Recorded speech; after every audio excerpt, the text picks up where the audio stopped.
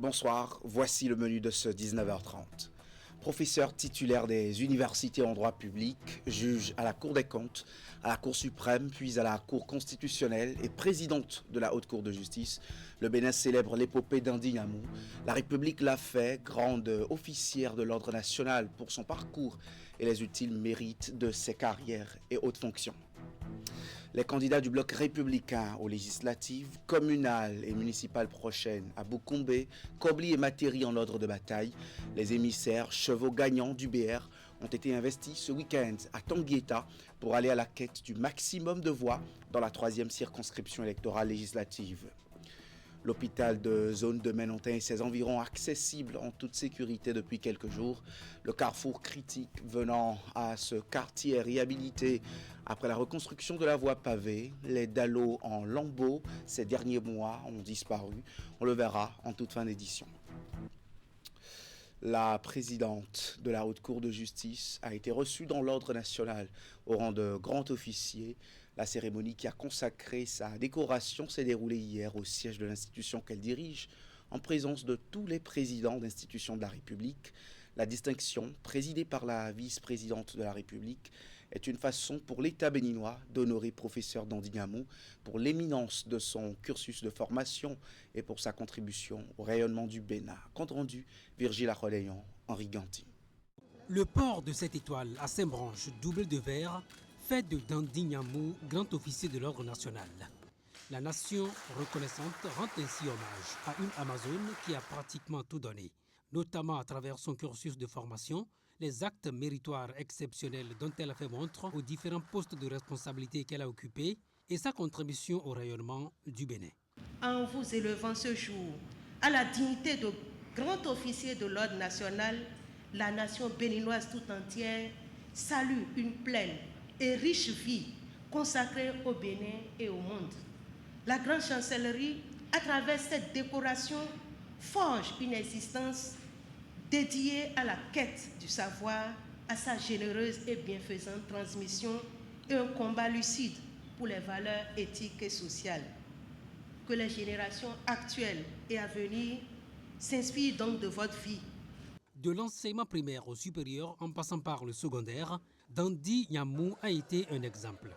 Majeure de la promotion 97 de l'ENA, elle poursuit ses études en France où elle obtient en 2000 sa maîtrise en droit international et européen avant de soutenir en 2006 sa thèse de doctorat en droit public à Paris-Sud, ce qui lui ouvre les portes de l'enseignement supérieur en France et au Bénin. Lauréate du concours d'agrégation du CAMES section droit public depuis novembre 2013, Dandi Nyamou accède au grade de professeur titulaire en 2018. Après plusieurs postes juridictionnels et administratifs, elle dirige depuis 2024 la Haute Cour de justice. Un parcours d'exception qui lui permet d'accéder aujourd'hui à l'avant-dernière marche des grades du plus prestigieux des ordres béninois. En accédant à la dignité de grand officier de l'ordre national du Bénin, je sens et je ressens à la fois de la gratitude, de l'humilité et une conscience accrue des responsabilités que cette distinction engage. Pour la récipiendaire, cette cérémonie aurait pu se tenir à une date ultérieure par respect pour la mémoire des victimes des événements du 7 décembre dernier, dont le souvenir est encore vivace. Mais la grande chancellerie l'a voulu aujourd'hui, la preuve que le Bénin peut encore compter sur ceux qui, à la manière de Dandi Nyamou, luttent pour son rayonnement et non pour le détruire.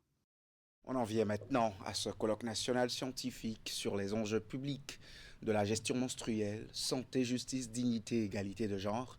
L'initiative dédiée à la promotion de la dignité menstruelle est portée par l'organisation non gouvernementale Filles en Action et l'Institut national de la femme. Plusieurs acteurs et partenaires techniques et financiers qui militent pour les droits des femmes au Bénin sont également associés à ce rendez-vous de 4 jours, le point de la cérémonie d'ouverture avec Ingrid Day et Florence Bossa. Stigmatisation et discrimination, quelques mots qui illustrent la triste réalité à laquelle sont confrontées les filles et femmes en période de menstruation. Des mots auxquels l'ONG Filles en Action et l'Institut national de la femme disent non. Un refus qui se traduit ici par cette initiative dont l'ambition est de rendre à la femme la dignité qui lui est due. Son intitulé, Colloque national scientifique sur les enjeux publics de la gestion menstruelle, santé, justice, dignité et égalité de genre. Pendant ces 4 jours de colloque, vous allez entendre ces mots revenir sans cesse.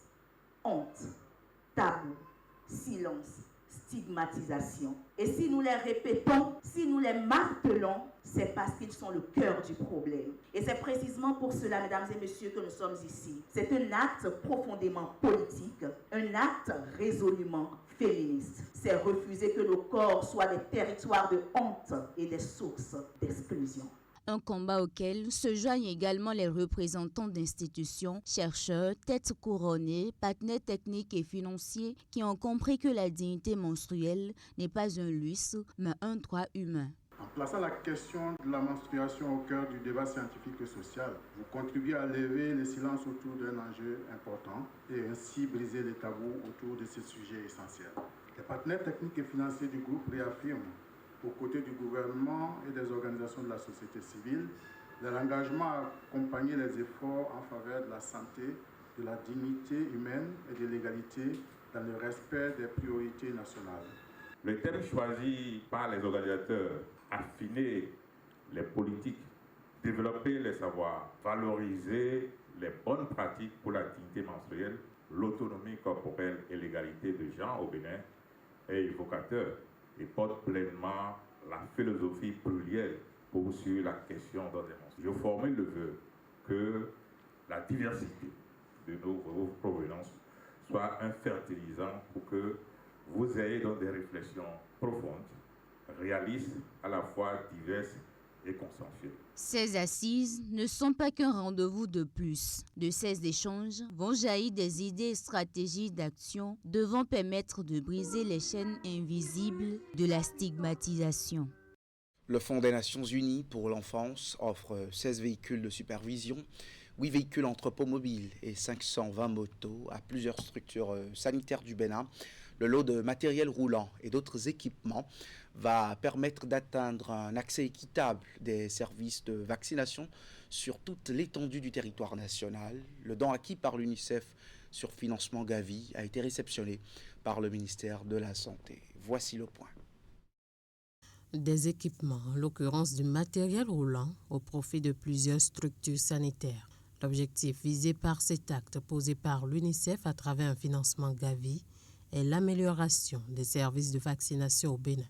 Ce lot comprend 16 véhicules de supervision et 8 véhicules entrepôts mobiles pour le transport des vaccins, 520 motos pour la réalisation des stratégies avancées, 20 réfrigérateurs solaires, 208 ordinateurs portables, 200 tablettes et plusieurs autres équipements pour le renforcement du système d'information de la vaccination. Ces équipements ne sont pas une fin en soi. Leur valeur réside dans leur bonne utilisation, leur entretien et leur intégration efficace dans les services de santé résilients face aux nombreux défis présents et futurs au bénéfice des enfants, des femmes et des communautés les plus vulnérables. Le don officiellement reçu par le ministère de la Santé a été ensuite transmis aux divers responsables présents avec pour instruction d'en faire un usage optimal. Les moyens roulants constituent, comme vous le savez, un matériel indispensable, précieux dans le système de santé car il contribue à une offre de soins de qualité en permettant aux responsables à divers niveaux de remplir leur mission de supervision, leur mission de suivi, de contrôle et de renforcement de capacité des acteurs à divers niveaux. Je voudrais vous rassurer, chers partenaires, que ces moyens roulants feront l'objet d'un bon usage, d'une maintenance préventive et curative adéquate pour le bien-être de nos populations. À cet effet, je prie les bénéficiaires ici présents à veiller à un usage rationnel de ces véhicules orientés vers les besoins prioritaires des communautés à la base. Estimé à plus d'1 milliard de francs CFA, ce don composé de plusieurs équipements est destiné à l'Agence nationale des soins de santé primaire, aux zones sanitaires et centres de santé.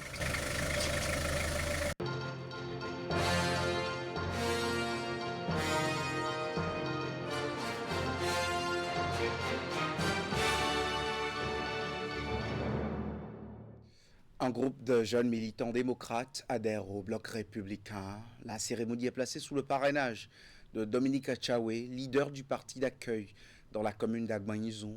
Elle a aussi été le cadre pour l'assistance réunie de marquer leur désapprobation face aux événements survenus le 7 décembre dernier. Imet Hélène Amoussou et Georges Vaudouna.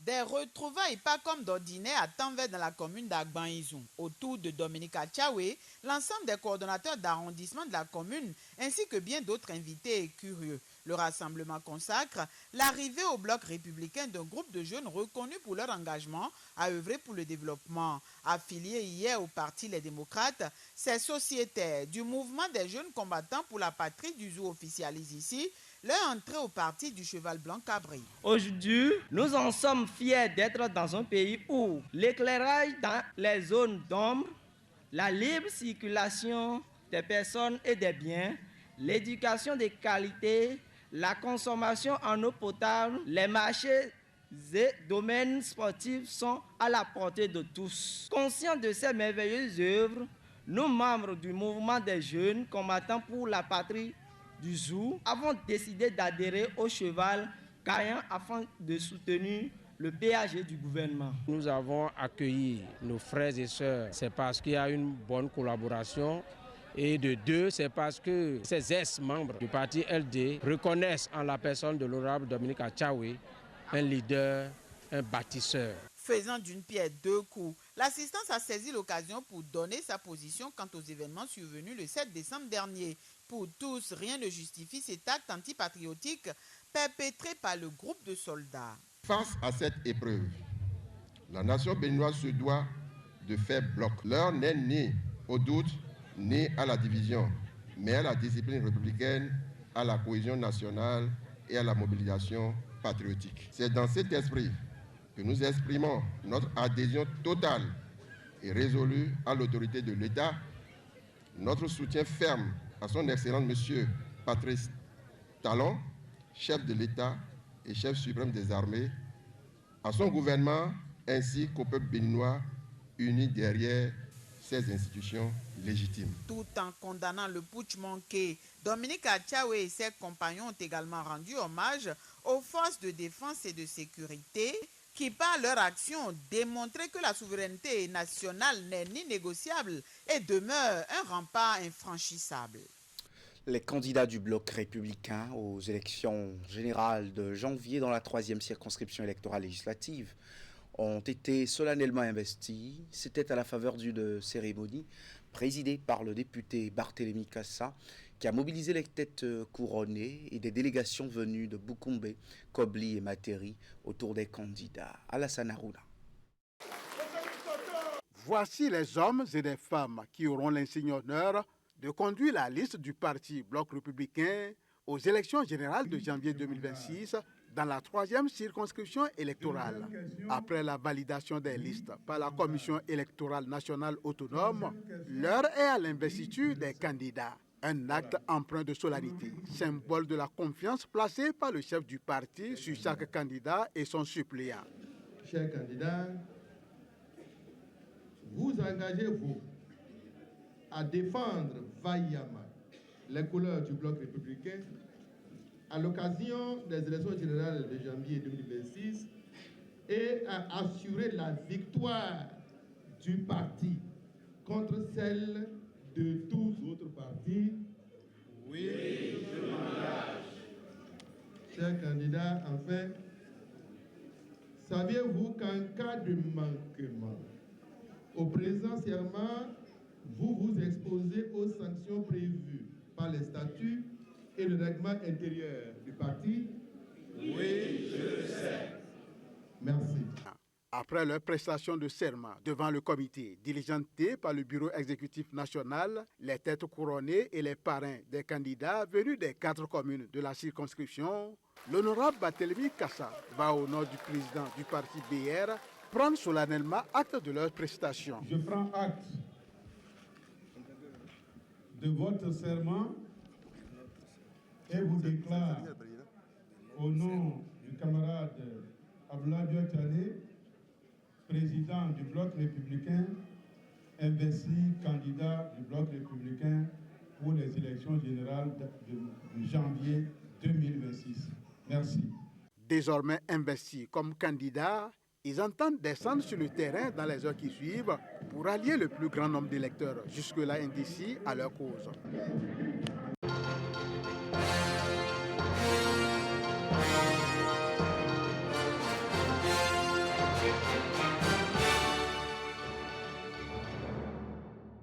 Le Centre de documentation et d'information juridique CEDIJ rallume le flambeau de la démocratisation du livre juridique. L'entité basée à la Cour d'appel de Cotonou a inauguré hier dans ses locaux la 3e édition des Journées du livre du droit. Au centre de cette nouvelle aventure, la justice et la protection des droits humains. Le point de l'événement ayant rassemblé acteurs du secteur judiciaire et de la chaîne du livre avec Hugues Vinigbe et Elvis Tonoukoua. Le droit à l'information juridique, un levier pour l'accès à la justice et la protection des droits humains au Bénin. À travers ce thème conducteur de l'édition 2025 des Journées du livre de droit, le Centre de documentation et d'information juridique entend mettre au goût du jour son dispositif de promotion des ouvrages juridiques. L'effectivité des droits commence par la connaissance du droit. Dans un environnement juridique en constante évolution, il est impératif de renforcer les mécanismes de diffusion du droit, de moderniser les supports d'information et de développer des approches innovantes, inclusives et adaptées aux réalités sociales. Le représentant du garde des Sceaux lance un appel à la génération émergente qu'il considère comme la cible première de ce programme. Je voudrais ici encourager particulièrement la jeunesse, les élèves et étudiants à saisir cette opportunité pour nourrir leur curiosité intellectuelle, développer leur esprit critique et renforcer leur engagement citoyen. Les allocutions protocolaires sont suivies de la visite du mini-marché du livre installé pour l'occasion. La première communication de la journée a été présentée sur le thème « Lire, comprendre et exercer ses droits, le rôle du livre, du numérique et des bibliothèques juridiques dans la citoyenneté et l'état de droit ». Du 16 au 18 décembre, les Journées du livre de droit 2025, c'est des cafés juridiques, des ateliers thématiques et des espaces d'échange avec la jeunesse. Et on finit cette édition avec ce constat que je vous ai promis dans la charpente de ce journal. Le petit carrefour donnant accès à l'hôpital de zone de Menantin à Cotonou est de nouveau praticable. Après plusieurs mois de travaux, les populations circulent désormais sur cette voie désormais réhabilitée. Par le passé, les usagers éprouvaient d'énormes difficultés sur cette voie pavée, jonchée de trous précisément au niveau du carrefour. Virgile Acholéon a conduit une équipe pour le constat et vous allez le voir, c'est le soulagement dans le rang des populations après changement. Regardons.